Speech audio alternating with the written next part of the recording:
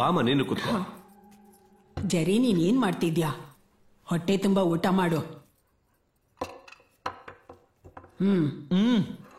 ನೋಡು, ಚೆನ್ನಾಗಿ ಊಟ ಮಾಡಿದ್ರೇನೆ ನಿಮ್ಮ ಅಪ್ಪನ ತರ ಒಳ್ಳೆ ಪವರ್ಫುಲ್ ಬಿಸ್ನೆಸ್ ಮ್ಯಾನ್ ಆಗಕ್ಕಾಗೋದು. ನನಗೆ ಬಿಸ್ನೆಸ್ ಮ್ಯಾನ್ ಆಗೋ ಆಸೆ ಇಲ್ಲ. ಮತ್ತೆ ಪೊಲೀಸ್ ಆಗ್ಬೇಕು ಅನ್ನೋದು ನನ್ನ ಆಸೆ.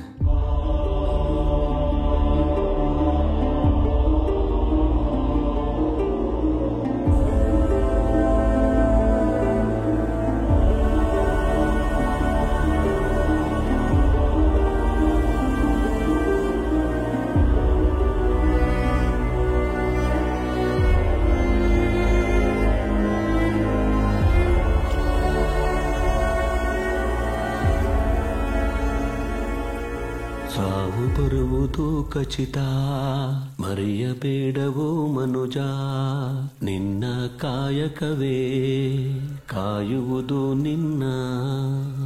ಒಳ್ಳೆ ಕೆಲಸವ ಮಾಡು, ನೀ ಬೇಸರ ಪಡಬೇಡ. ಸಾವು ಬರುವುದು ಖಚಿತ, ಮರೆಯಬೇಡವೋ ಮನುಜ, ನಿನ್ನ ಕಾಯಕವೇ ಕಾಯುವುದು ನಿನ್ನ. ಒಳ್ಳೆ ಕೆಲಸವ ಮಾಡು, ನೀ ಬೇಸರ ಪಡಬೇಡ. ಅಣ್ಣ, ಜಾರ್ಜ್ ಪೀಟರ್ನ ಅರೆಸ್ಟ್ ಮಾಡಿದ್ದು 4 ಜನ ಅಲ್ಲ, 3 ಪೊಲೀಸು. ಶ್ರೀನಿವಾಸ್ ಸರ್ ಹೇಳಿದ್ದಕ್ಕೇನೆ ಸಾಯಿಸಿದ್ದು.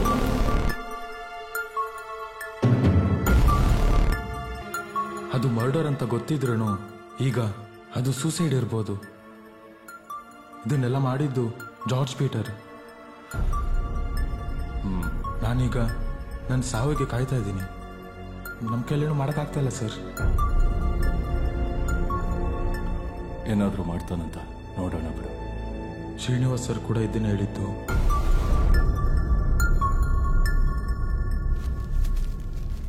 ಕ್ವಾಲಿಟಿ ಗಾರ್ಸಿನಿಯ ಸದ್ಯಕ್ಕೆ ಸಿಗೋಲ್ಲ. ಕೊತ್ತಂಬರಿ ಮತ್ತು ಮೆಣಸಿನಕಾಯಿನ ನಾವೇ ತಗೊಂಡು ಅದನ್ನ ನಾವೇ ಪ್ರಿಪೇರ್ ಮಾಡ್ಕೋಬೇಕು. ನಮ್ಮ ಅಮ್ಮನಿಗೆ ಅದ್ರ ಬಗ್ಗೆ ಕರೆಕ್ಟಾಗಿ ಗೊತ್ತು. ನಾನು ಯಾವತ್ತೇ ತಿಂಡಿ ಪ್ರಿಪೇರ್ ಮಾಡಿದ್ನೋ ಅದು ಇದೇ ಕ್ವಾಲಿಟಿಲಿ ಇರಬೇಕು, ಇಲ್ಲಾಂದ್ರೆ ಯಾವ ಕಾರಣಕ್ಕೂ ತಿನ್ನೋದಿಲ್ಲ. ಹಾ, ನಾನು ಆಮೇಲೆ ಕಾಲ್ ಮಾಡ್ತೀನಿ. ನಿನಗೂ ಟಿಫಿನ್ ಕಳ್ಸ್ಕೊಡ್ತೀನಿ ಬಿಡೋ. ಏಯ್, ನಿನಗೇನ್ ಬೇಕು ಅಂತ ಹೇಳೋ. ಸರ್, ನನ್ನನ್ನು ಸರ್ ಅಂತ ಕರಿಬೇಡ ಅಂತ ನನಗೆ ಹೇಳಿಲ್ವಾ? ಜಾರ್ಜಣ, ಅದೇ ಬೇಕಾಗಿರೋದು. ಹೀಗೆ ಕರಿ. ನಿನಗೇನ್ ಬೇಕು ಅಂತ ಕೇಳು. ಜಾರ್ಜಣ, ಕ್ಷಮಿಸ್ಬಿಡಿ. ಅದು ಚಿನ್ನ ಕಣೋ. ನೀನು ಬರೀ ಚಿನ್ನಕ್ಕೋಸ್ಕರ ಇಷ್ಟೆಲ್ಲ ಕೆಲಸ ಮಾಡಿದೀಯ ಅಂತ ನನಗ್ಯಾಕೋ ಅನ್ನಿಸ್ತಾ ಇಲ್ಲ ಕಣೋ. ಜಾರ್ಜಣ ತಂಗಿ ಮದ್ವೆ ಮಾಡೋಕ್ಕೆ ಬೇರೆ ದಾರಿ ಕಾಣಲಿಲ್ಲ. ಅದಕ್ಕೆ ಅಂತ ಸ್ವಲ್ಪ ಸ್ವಲ್ಪ ಚಿನ್ನನ ಜೇಬಲ್ ಹಾಕೊಂಡು ಹೋಗ್ತಾ ಇದ್ದೆ. ಹೋಗ್ಲಿ, ನಿನ್ ತಂಗಿ ಮದುವೆ ಆಯ್ತಾ? ಆಯ್ತು. ಆಯ್ತಾ? ಹಾಗಿದ್ರೆ ನನ್ನೇ ಕರೆದಿಲ್ವಲ್ಲ?